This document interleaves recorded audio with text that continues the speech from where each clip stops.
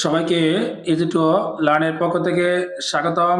শিক্ষার্থীবৃন্দ, আজকে সপ্তম শ্রেণীর গণিত বিষয়ের বার্ষিক পরীক্ষার সিলেবাস বা মূল্যায়ন বিষয় নিয়ে আলোচনা করব।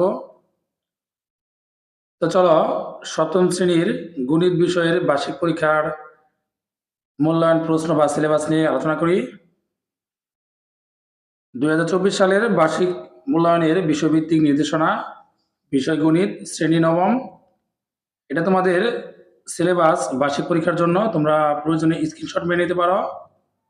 তোমাদের এই 6টা অধ্যায় বার্ষিক পরীক্ষা থাকবে। এই 6টা অধ্যায় থেকে তোমাদের নৈমিত্তিক, এক কথা উত্তর, সৃজনশীল বা সংক্ষিপ্ত প্রশ্নগুলো থাকবে। পরবর্তীতে তোমরা দেখতে পাবে এই ভিডিওতে। এখানে দেখো 6টা অধ্যায় আছে। বাইনারির সংখ্যাকল্প 141 থেকে 160 পৃষ্ঠা, চলবৃত্ত চিনি 161 থেকে 180 পৃষ্ঠা, বীজগাণিতিক রাশির উৎপাদক গসগ লসাগু 180 থেকে 190 পৃষ্ঠা, নানা রকম আকৃতি মাপি 191 থেকে 214 পৃষ্ঠা, বীজগাণিতিক রাশির সমীকরণ 227 থেকে 240 পৃষ্ঠা, তথ্য অনুসন্ধান ও বিশ্লেষণ 241 থেকে 266 পৃষ্ঠা। এটা তোমাদের বার্ষিক পরীক্ষার সিলেবাস। এখান থেকে তোমাদের পরীক্ষার প্রশ্ন থাকবে। মূল্যায়ন কাঠামো শিক্ষণকালীন 30%, সামষ্টিক 70%। তোমাদের শ্রেণীতে 30% নাম্বার দেওয়া হবে আর 70% নাম্বার দেওয়া হবে বার্ষিক পরীক্ষার যেই পরীক্ষাটা নেবে 100 নম্বরের, 100 নম্বর থেকে তোমাদের কনভার্ট করে 70 নম্বর নিয়ে আসবে আর 30% নম্বর তোমাদের শ্রেণী পরীক্ষা থেকে দেওয়া হবে।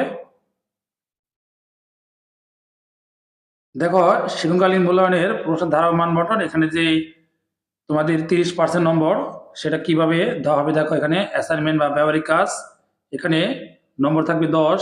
এটা নমুনা প্রশ্ন তোমাদের এখানে দেওয়া আছে। দেখো উদ্দীপকের আলোকে ক খ, এটা তোমাদের শ্রেণীতে করতে হবে। এটা তোমাদের অ্যাসাইনমেন্ট বা ব্যবহারিক কাজের উপর নম্বর থাকবে 10।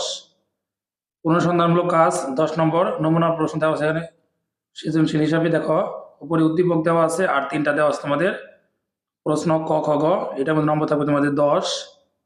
শ্রেণীর কাজ, এখানে তোমাদের পাঠ্যপুস্তকের সন্নিবেশিত একক বা দলগত কাজ ও চক্রণ, নম্বর থাকবে 10। এখানে জোড়া কাজ দেওয়া আছে ক খ।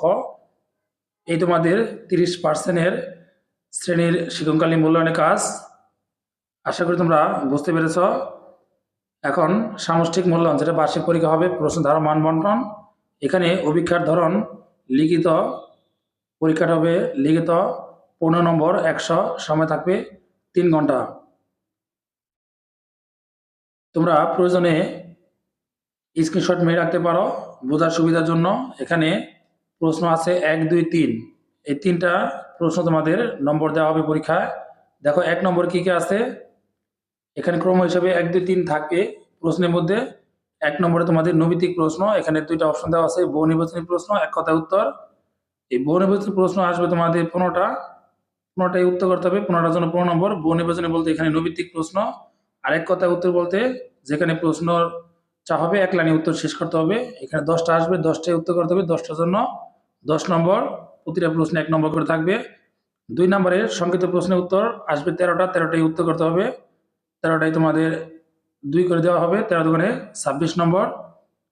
আর রচনামূলক প্রশ্ন দৃশ্যপট নির্ভর, এখানে সৃজনশীল আকৃতি থাকতে পারে, কখনো কখনো 2টা থাকতে পারে, কখনো কখনো 3টাও থাকতে পারে। তোমরা কোনো কোনো প্রশ্ন দেখবা 2টা আছে, কোনো কোনো প্রশ্ন দেখবা 3টা আছে। এটা তোমরা পরবর্তীতে ভিডিওর মধ্যে দেখতে পাবে। তোমাদের রচনামূলক প্রশ্ন আসবে 10টা, 10টা থেকে 7টা প্রশ্নের উত্তর করতে হবে। 7টার জন্য তোমাদের নম্বর থাকবে 49 আর পরীক্ষার সময় থাকবে 3 ঘন্টা। আশা করি প্রশ্নের ধারা ও নম্বর মণ্ডলগুলো তোমরা বুঝতে পেরেছ। এখন একটি নমুনা প্রশ্ন তোমরা দেখতে পাবে। দেখো উপরে কি দেওয়া আছে, এটি একটি নমুনা প্রশ্নপত্র। এই নমুনা প্রশ্নপত্রের আলোকে আপনি এই বিষয়ে আপনার স্বকীয় প্রশ্নপত্র তৈরি করবেন। কোনোভাবে নমুনা প্রশ্নপত্র হুবহু ব্যবহার করা যাবে না। এটা স্কুলে শিক্ষকদের জন্য বলা হয়েছে বার্ষিক পরীক্ষা। এই বার্ষিক পরীক্ষার যাতে করে তোমরা এই প্রশ্নটা দেখে তোমাদের আরেকটা প্রশ্ন বুঝতে পারো, এই জন্য তোমাদের একটি নমুনা প্রশ্নপত্র। বার্ষিক সামষ্টিক মূল্যায়ন 2024, বিষয় গণিত, শ্রেণী সপ্তম। এটা নমুনা প্রশ্ন। দেখো পূর্ণমান 100, সময় 3 ঘন্টা। এখানে নৈমিত্তিক দেওয়া আছে, নৈমিত্তিক প্রশ্ন থাকবে তোমাদের 15টা। এই 15টা নবীর থেকে নম্বর থাকবে 15। আর তোমাদের দ্বিতীয় থাকবে এক কথায় উত্তর। দেখো তোমরা এখানে দেখতে পাচ্ছ এক কথায় উত্তর দেওয়া আছে 10টা, এই 10টার জন্য 10 নম্বর থাকবে। আর খ বিভাগে তোমাদের 13টা সংক্ষিপ্ত প্রশ্ন থাকবে, এখানে উপরে দেওয়া আছে 4টা আর নিচে দেওয়া আছে 9টা। এই মোট 13টা সংক্ষিপ্ত প্রশ্ন তোমাদের নম্বর থাকবে 2 করে। আর যেহেতু 13টা প্রশ্ন 13 দুগুণে 26 নম্বর। আশা করি তোমরা বুঝতে পেরেছ। এখন সৃজনশীল প্রশ্ন দেখো, এখানে দেওয়া আছে দৃষ্টিপট নির্ভর প্রশ্ন 10টি থেকে 60টি প্রশ্নের উত্তর করতে হবে। নমুনা হিসেবে 60টি প্রশ্ন দেওয়া হলো। এখানে যে 7টা প্রশ্ন আছে এই 7টাই যে দেওয়া হবে এরকম নয়, এখান থেকে নিতে পারে। আবার এখান থেকে কিছু প্রশ্ন উদ্দীপক ঘুরিয়ে ক খ তে দেওয়া হতে পারে।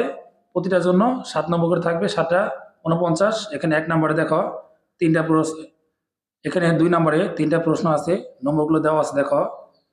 এখানে ক তে 2, খ তে 3, গ তে 2, মোট 7 নম্বর। 3 নম্বরে উদ্দীপক আলোকে 2টা প্রশ্ন, ক তে 3, খ তে 4। 4 নম্বরে উদ্দীপক আলোকে 2টা প্রশ্ন, ক খ, ক তে 3, খ তে 4। 5 নম্বরে একটি চিত্র তোমরা দেখতে পাচ্ছ, এই চিত্রের আলোকে তোমাদের ক খ 2টা প্রশ্ন নম্বর দেওয়া আছে, ক তে 3, খ তে 4। 6 নম্বরে উদ্দীপক আলোকে ডান পাশের চিত্র দেখতে পাচ্ছ, এখানে ক তে 3, খ তে 4। 7 নম্বরে উদ্দীপক আলোকে খ খ গ 3টা প্রশ্ন দেওয়া আছে, ক তে 3, খ তে 2, গ তে 2। 8 নম্বরে উদ্দীপক আলোকে 3টা প্রশ্ন দেওয়া আছে, ক তে 1, খ তে 3, গ তে 3। এই ছিল সপ্তম শ্রেণীর গণিত বিষয়ের বার্ষিকের নমুনা প্রশ্ন আর সিলেবাস। আশা করি তোমরা সবাই ভালো করে বুঝতে পেরেছ। যদি কোনো সমস্যা থাকে তাহলে অবশ্যই কমেন্ট বক্সে কমেন্ট করে জানাবে। আর বেশি বেশি করে লাইক কমেন্ট শেয়ার করবে, যাতে করে তোমার বন্ধুরা থেকে উপকৃত হতে পারে। পরবর্তীতে নতুন কোনো ভিডিও নিয়ে তোমাদের সামনে আবার উপস্থিত হব। সবাই ভালো থেকো, সুস্থ থেকো। আল্লাহ হাফেজ।